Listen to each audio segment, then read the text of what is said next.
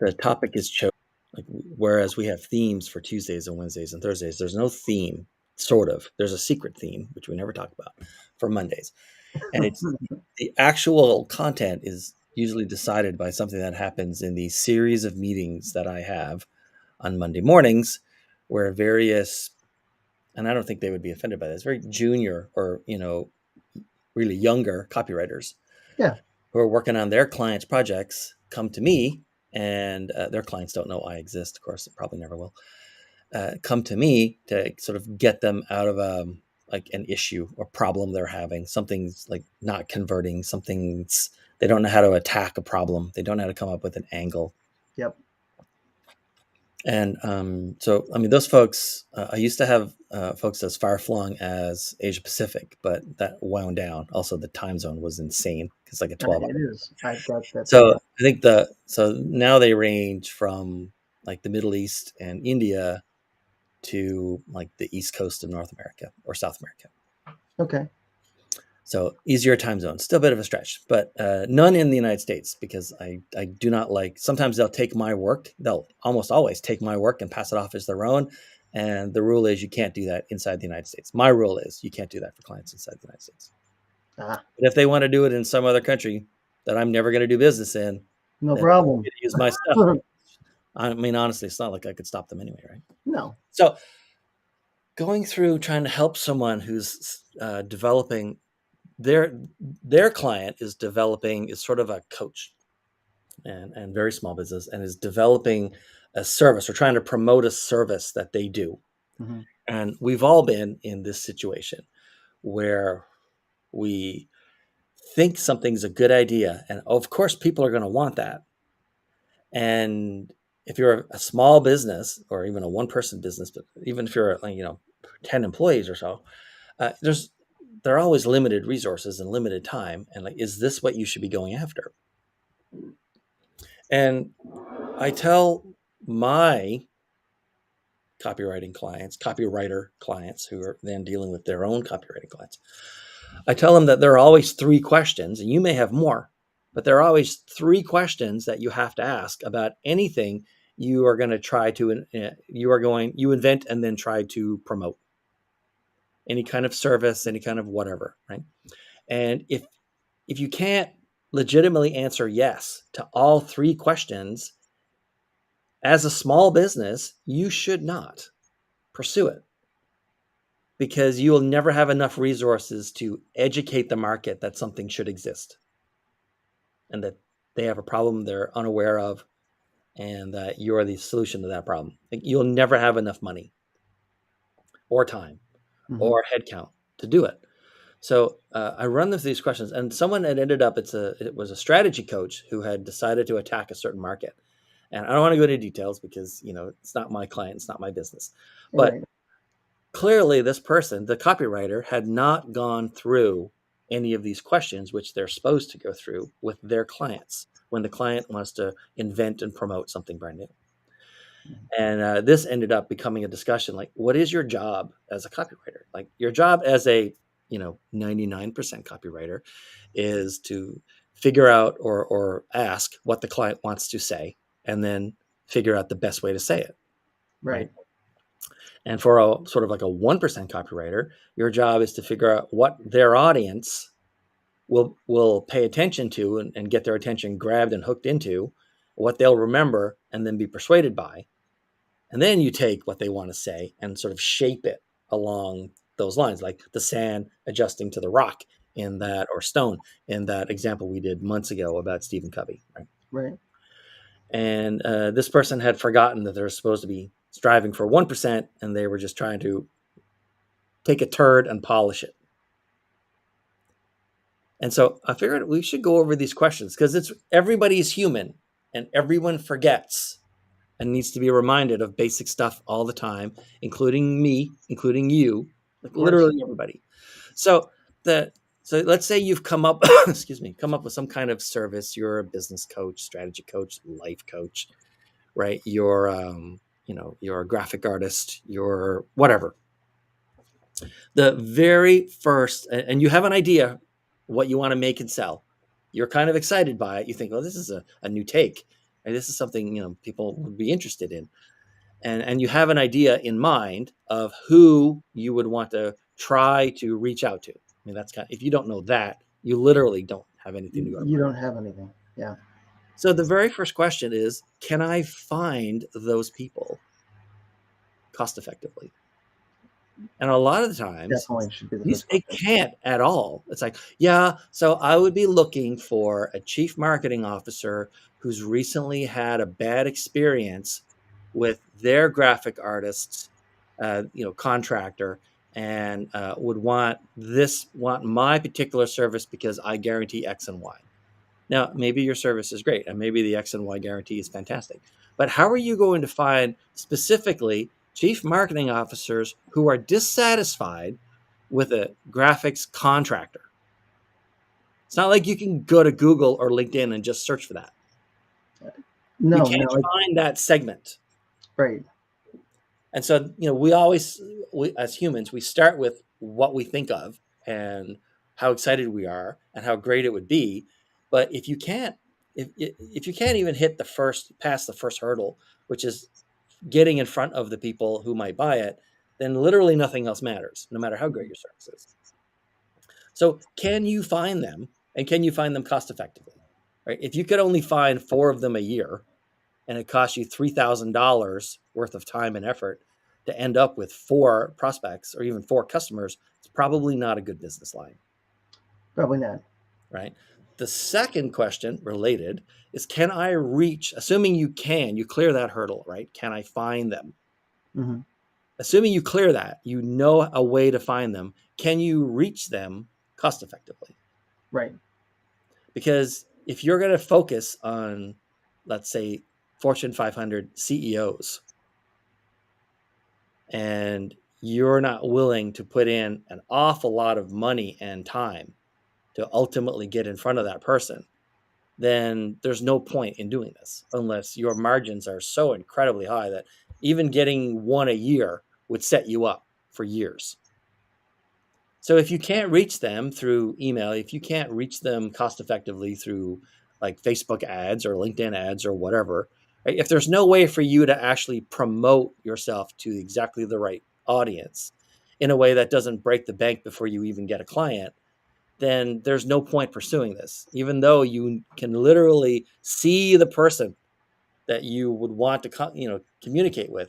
If you can't do it cost effectively, then you'll never make money. You'll just burn up your resources. And like we said, as a very small business, you don't have a lot of resources. No, you'll go through that fast. And then the final question is, okay, let's say you can find them, you can identify them, right? And you can reach them cost effectively. Do you have any proof that they buy other things similar to what you sell? Or if it's basically, if you're like a one person freelancer or contractor or graphic arts kind of, do they pay people like you? Mm-hmm. And a lot of the times we can find them and we can reach out to them, but they just don't pay or buy that kind of stuff. They don't know about it. If they don't know they have a problem, then you might be able to find them based on them having a problem. But if they aren't aware of the problem, or if the problem isn't a priority, so they don't bother to fix it, there's 11 other things every single day added to the list of things they need to fix and pay attention to, then there's no point in pursuing this line of business. And this copywriter this morning was dealing with a client, and this client clearly had not asked any of these questions and thought that the reason no one had bought a single unit in a year is because the copywriting was bad. I'll tell you what, if you're just doing your own copywriting, you're writing your own web page or landing page or sales page or whatever, and you've got a really compelling, interesting service or product, and you can target the people who would be interested in it, and you can reach out to them and let them know this web page or this description or product exists, to go take a look at it. You can have pretty mediocre copywriting and still sell something over the course of a year. Of course. So do they pay people like me? Do they buy things like this? And unless you're very sure that they do, or you take the time to, now that you find them and can reach them, interview some of them and see and try to get your very first customer, then don't do this. You don't have the resources. You don't have the resources to create a market. You don't have the resources. Have we talked about this before? How there's like, what is it, 5 or 6 stages of customer awareness? It's like, Sure. don't know that they have a problem, know that they have a problem, but don't know there's a solution. They know there's a solution, but they don't know about you. They know there's a solution, and they do know about you. And finally, like, they want to know how to pay you, Right. Of course. right? No business without a very healthy balance sheet and cash flow should ever be dealing in the don't know they have a problem section of the population, Yeah. or know that they have a problem but don't know that a solution exists. You would think that's a great market, but it's not, because both of those two markets are, or slices or segments, are all you educating the market, you paying to educate the market, and then they can like look around for alternatives. You probably have competitors. You think you're completely unique, but nobody's completely unique. And so you end up with spending your money trying to educate a market from scratch. And then, if assuming you survive long enough after wasting all your money doing that, competitors will come in and scoop up most of it anyway. Exactly. I think that's a very hard thing to do. Yeah. I think it's easier. I think it's easier today with video. And, it's funny, as I was thinking about this as you're walking through that, I don't know how you could call yourself a copywriter and not know those 3 questions. Well, it's not that they don't know the questions, because I drill the questions into them, Of course. And I right? mean, but It's how that would you write the they default into just thinking their job is to take whatever the client wants to say and wordsmithing it. If I could strike one word from the English language, it would be wordsmithing. I really hate that term. Yeah, I don't like that word either. But anyway, right? They default into being one of the 99% people and say, "Oh yeah, I'm gonna improve this. I'm gonna make it better." And you're like, no matter what you write, it's if the fundamentals aren't there, you'll never convert anybody. Right. And I would say that like 90% of the time, the client may not know exactly what they want, or they may not. No, clients are terrible at this. Yeah, they are. And I mean, that's what we specialize in, is, really going in and digging and saying, okay, who's our target audience? Do they need us? What are some of the other sub audiences that are like Right? that? What would it cost for us to even get in front of them? Yeah, and get started with it. And I think the other thing too is it's easy to test an idea like this. It doesn't cost a lot of money. It surprises me how many people think, geez, I got to spend $3,000 or $4,000 to test an idea. Well, that's completely untrue. You can spend as little as a couple bucks a day Yeah. to test something out with ads. So it really doesn't take much to do.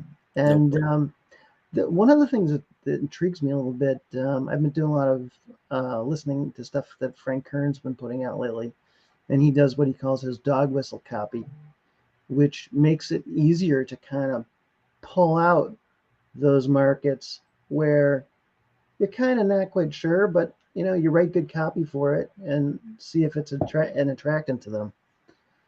So it is possible to dig in a little bit and check some of these things out a little bit better these days than what we could. Yep. I mean, Sure. really, the only thing that's hard to get anymore is attention. Mm-hmm. So, what about you? Do you have any other questions you'd like to make sure you cover off before you decide whether or not a new service is worth selling or a new business is worth starting? I'll usually try.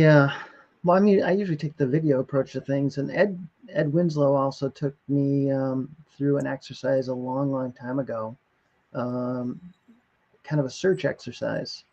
And I swear that if every client were able to go through that exercise, they would know within minutes whether their idea was going to be a success or a ridiculous failure. Do you know Because how to do the exercise? I'm just kind of getting the hang of all of it. Probably will in the next couple of weeks. It's like a keyword exercise or just regular front end of Google exercise? It's a little more than just a keyword exercise, but there is looking up certain keywords, and requires some special software to do.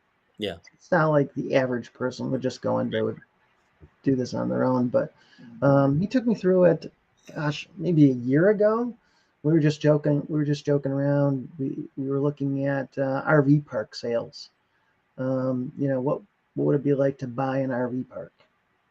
He knows I'm a big RV fan, and so he walked me through that whole market. And I have to say, by the time we got done, I said, "Wow, there's really a lot of opportunity here." Um, People could get started in it. We had all the keywords laid out. It was a great example of how to do great research. And Ed is just a super researcher. So All of this just reminded me of you. I don't know if you've been around sales or salespeople long enough. You've probably heard sort of oh like yeah, an apocryphal little, completely made up story where two shoe companies each send a salesperson to. I think the story is so old they would just default to saying salesman, and they each sent one salesman to this geographic area, like distant country. yeah, And two reports come back. The first guy says, terrible market, no opportunity here, no one wears shoes. And then the other one says, amazing opportunity, no one has shoes yet. And the thing is, the first guy is right. The second guy, with his enthusiasm, is the kind of story and moral lesson that you try to tell salespeople. But the first guy is right from a business strategy point of view. Unless you've got the resources to convince a country full of people that they should be wearing shoes, then, and you're big enough to do that, and you can sustain that for a long time to educate the market, then that's not a good next market for you. That's not, as we used to say when I was in sales, that's not the closest dollar. right. And so, yeah, no one has anything yet. It's like completely virgin territory. We can like come in here. It's like, no, actually, that's great, but no, it's You actually know, silly. if nobody's selling it, it's going to be Yeah, very hard to break into a right. market. And then if they are selling it, you have to figure out how you can be the best in that market If nobody is buying it, to stand out. there's probably a reason. Yeah, Right? And if you think the reason is no one has ever heard of it, then again, unless you can reach them cost effectively and do a little bit of experimentation, you need to just move on. yeah, because it takes a lot of money to do that. Yeah, you will never have enough resources to sustain that, and you will lose most of your effort to competitors because you've done the groundwork for them. Yep, so many people just walk in right after and go, "Wow, thanks for all the help." Yeah. Bulldozer right in. Yep. All So right, true. that's about it for today. Short one today. Awesome. All right, any final words? Are we done? Hope you I had a think good weekend. I think Happy we're done. I anniversary. think we did a good job going through this. So get the main points. Which anniversary was it, by the way? Like what year? 28. 28th wedding anniversary. Wow. 28. There you go. All right, buddy.